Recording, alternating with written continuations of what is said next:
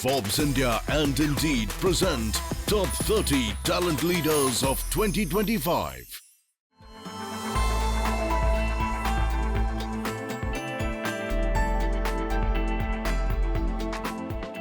First of all, I feel genuinely honored and humbled by this recognition.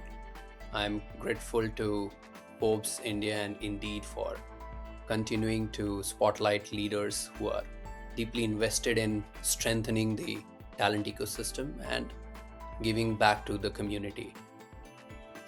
If I reflect on what this means to me personally, it's less about the personal validation and more about validating a philosophy I have carried for a long time. For me, this moment comes with responsibility. It raises the bar on how consciously I build teams, influence leaders, or think about the future of work. I don't see this as just a milestone.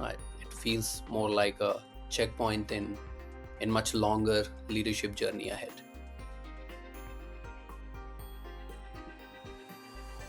What I am most proud of is moving talent acquisition from execution to influence, from a delivery oriented function to one that holds genuine strategic weight in business decisions.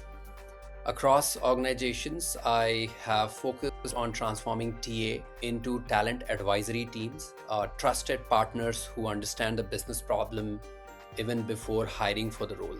I'm proud of not only the isolated or individual wins, but building repeatable and scalable changes that sustains over time.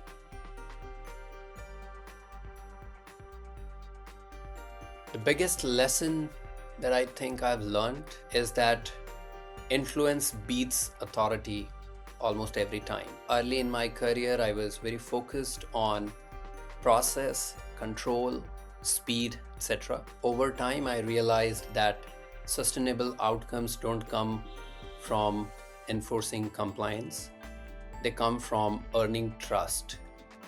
The skill that really changed things for me was learning to speak the language of business, be it cost, productivity, risk, scale, growth, not just hiring metrics. Once leaders start seeing talent decisions as business decisions, alignment becomes far more natural, is what I believe.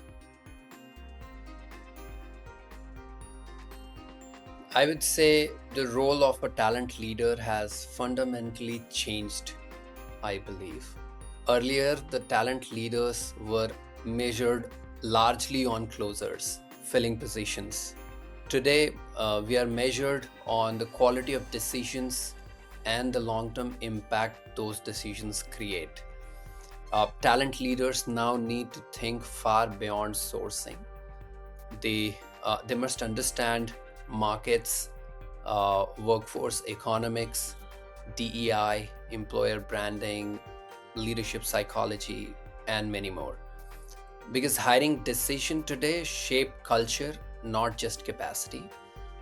In many ways, I believe talent acquisition has become the front door to organizational culture, which makes it a very high stake, high responsibility role.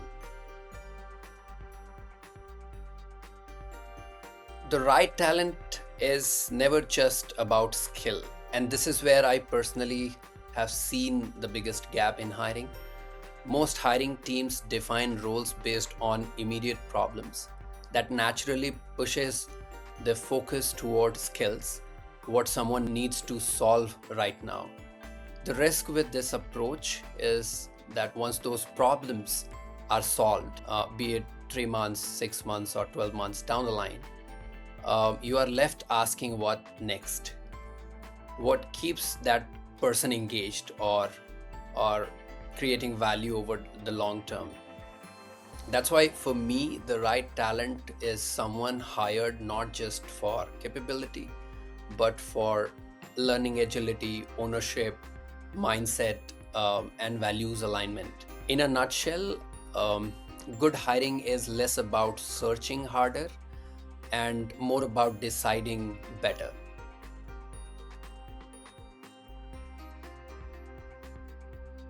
The role, as I said, has fundamentally changed as automation starts taking over 40-50% of transactional HR work. Talent leaders will need to evolve quickly into strategic advisors roles. People who deeply understand business, data, and human behavior. Those who continue to operate only as execution leaders will struggle. Those who broaden their perspective, upskill continuously, and think systematically will shape the future of work. It's not just a shift in tools, I would say, it's a shift in mindset. If I'm not a talent leader, I would probably see myself as management consultants, identifying business problems, working with stakeholders, solving the problems, building and scaling capabilities, building culture, helping businesses grow and become more sustainable. I'm a fan of comics and watch a lot of superhero movies. Honestly, one that I like the most is Charles Xavier, who has the ability to read minds, not to control people, but to truly understand intent, motivation, and potential early on.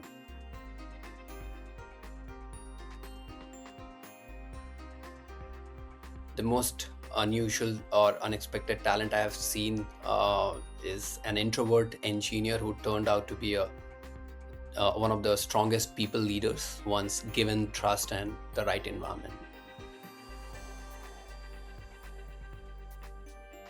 I would say continuous learning, not just within HR, but across business, technology, and leadership. Stop chasing activity, start measuring impact, and never forget hiring is a life decision for someone, not just a business transaction. Forbes India and Indeed present Top 30 Talent Leaders of 2025.